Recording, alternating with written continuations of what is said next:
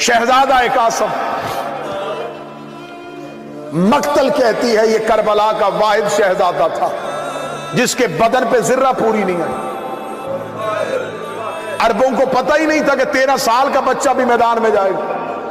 हजरत कासम के बदन पे कोई जिर्रा नहीं था। कुर्ता पहन के कासम घोड़े की जीन पे आया। अब्बास ने रकाबों को बुलंद किया। अब्बास ने कासम के पांव रकाबों में रखे। मैं फिर लफ्ज पढ़ने लगा हूं, मुसाहिब में यह जुमला तुम्हें याद आएगा।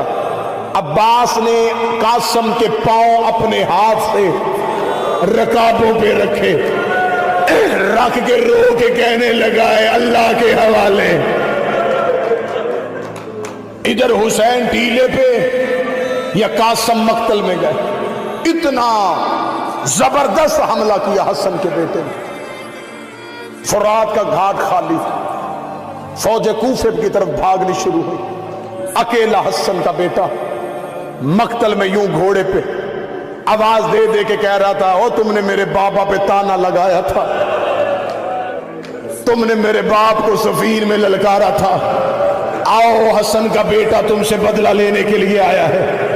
या उमर इब्ने साद मलाऊ ने करबला के टीले पे खड़े होके कहा, एक एक करके भेजोगे, ये हसन का बेटा है, हुसैन का भतीजा है, अब्बास का शागिर्द है, इसकी रगों में अली का खून है, एक एक करके ना भेजो, चारों तरफ से हमला कर दो। चारों तरफ से फौजों ने हमला शुरू किया। जिसके पास नेजा था उसने नेजा फेंका, जिसके पास तीर था उसने तीर फेंका, जिसके पास लाठी थी उसने लाठी मारनी शुरू की।